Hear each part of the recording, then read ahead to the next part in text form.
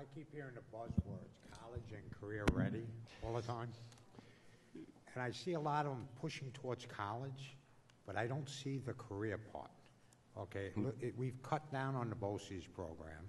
And let's be honest, not every kid's going to go to college, all right? And there's nothing wrong with being an electrician. Have you paid one lately? So the bottom line is, what are we doing about as far as looking at certain kids that want to go into the trades? And do you think it's fair to judge teachers, right, on a child's college preparedness when he has no intention of going to college, or he or she? I mean, when I went to school, you had a Regents and a general diploma, a career track and an education track, and it just seems to me that once New York State got involved, they screwed everything up. And I just want your opinion. Are we looking at, it's like a cookie cutter approach to education right now.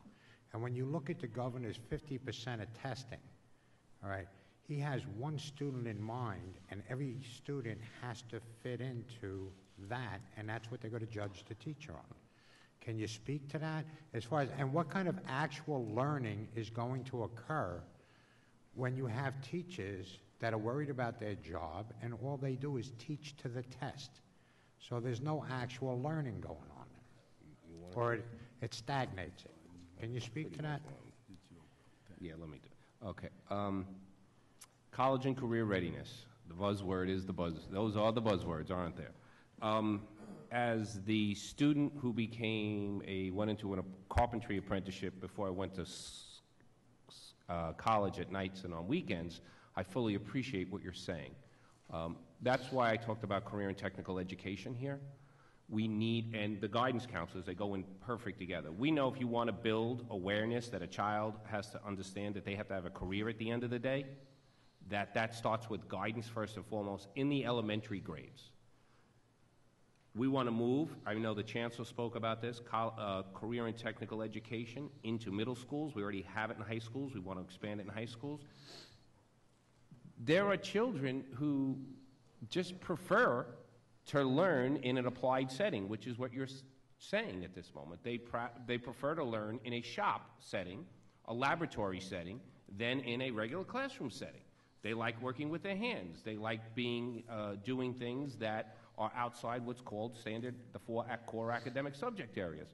So as school systems, we can grow this. Do we need the teachers? Yeah, we don't have the number of teachers that we need. Right now, I was supposed to be in Kenosha, Wisconsin today to visit with, there's an exceptional school there that does mechanical technology.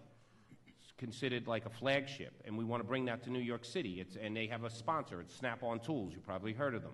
And there's a whole group there right now between the UFT and administrators and teachers from New York City going there to see how we can bring that here. The Regents passed the change in the diploma, so now that when we have the children passes the industry assessment, this is not a standardized test, these are industry assessments from every industry, from the medical industries to the engineering, to carpentry, woodworking, all sorts of things. The industry designed what they say a child needs to be proficient in to get a job the minute they leave high school.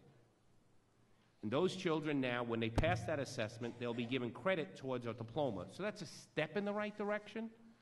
But we need, if we're going to get serious about this, this is where we need the state to say, we are going to put a set-aside of dollars for schools that want to develop these type of programs, and it's not just about high school, it goes all the way down.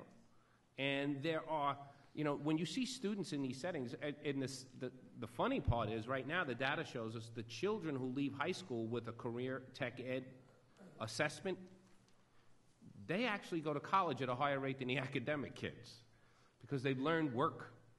They've learned what it takes to go to work every day and that it's an important thing. So I welcome any of the expansion and bringing this into more. It shouldn't just be the BOCES. The BOCES are a very important piece, but we should be able to put programs into all schools and not just sit here and talk about college and career. And the other thing they bring up all the time is when a kid goes to college, he's got to take remedial courses, okay? And that's a big deal, all right? But, you know, I have an individual that works with me, has Asperger's, right? And he works his tail off. He worked his tail off to get out of high school. And then he had to take some remedial courses. So what?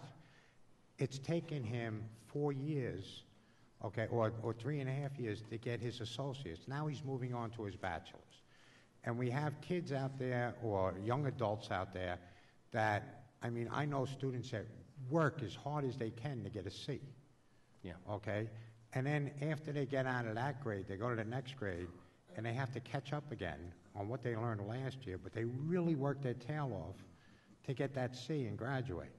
Oh, I mean, the way they're telling us about this, they're saying, well, if he has to take remedial or she has to take remedial courses, she doesn't belong in college.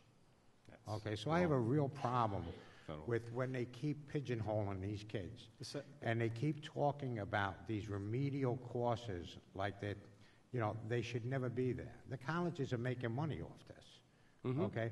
So I just don't think that's a fair thing to sit there and say when you have kids going to like a community college that's working his tail, so what he has to take or she has to take remedial courses.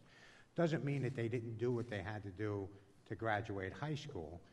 They may have a learning disability. So I just want to put that out there because I keep hearing that every time in this hearing, and it's nonsense. Assemblyman, you recall from last year's hearing that was started in Long Island around the Common Core that according to the state, half the students in your area in Long Island were not ready for college, despite the fact that the college-going rate in your area was over 90%, and the vast majority of them performed in college. So there's a huge disconnect between the reality and the facts, as was demonstrated at the hearing that you attended last fall, and the myth about college and career readiness. Thank you.